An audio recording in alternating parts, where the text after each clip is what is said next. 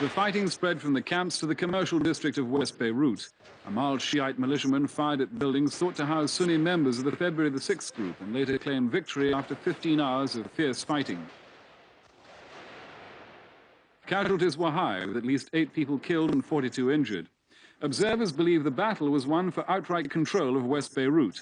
The Sunnis have been providing support for the beleaguered Palestinians, defending their refugee camps from Amal attacks since May the 19th. Despite the victory claims, a spokesman for February the 6th said his group would carry on fighting from 4 small neighborhoods still under their control. The fighting has halted efforts by Syria to gain the release of foreign hostages held in Beirut. Large areas of the city have been sealed off during the battles, and approaches to groups thought to be holding the hostages has been impossible.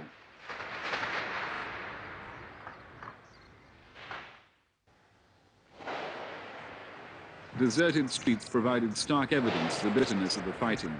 Civilians found whatever cover they could as gunmen raked the area with bullets from automatic weapons and recoilless rifles. Even the United Nations School for Orphans became a target as the 15-hour battle swept the streets of Muslim West Beirut.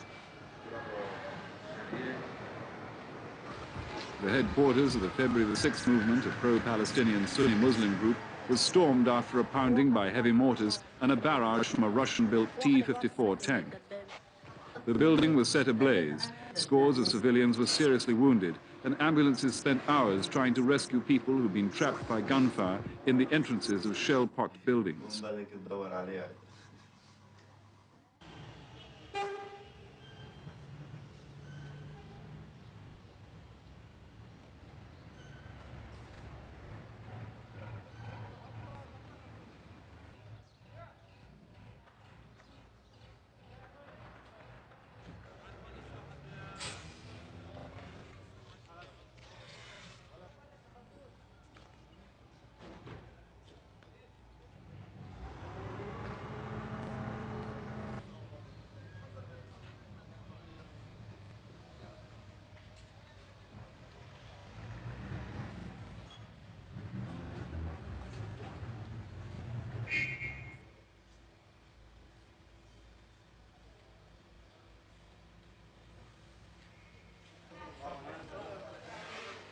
The explosion happened in the early hours of the morning near the home of Amal leader Nabih Berri. It's not clear who was behind the attack, but they missed their target. Nabih Berri was in Damascus talking to Syrian-backed Palestinian leaders. They're said to be discussing Yasser Arafat's attempts to regain his power base in Lebanon. A break in the fighting between Arafat's men and Amal militiamen brought welcome relief to the besieged Palestinian camps. As this latest round of fighting entered its 16th day, 4 more people were killed and 25 wounded in night-long battles. The known death toll has reached more than 100 dead and 455 injured.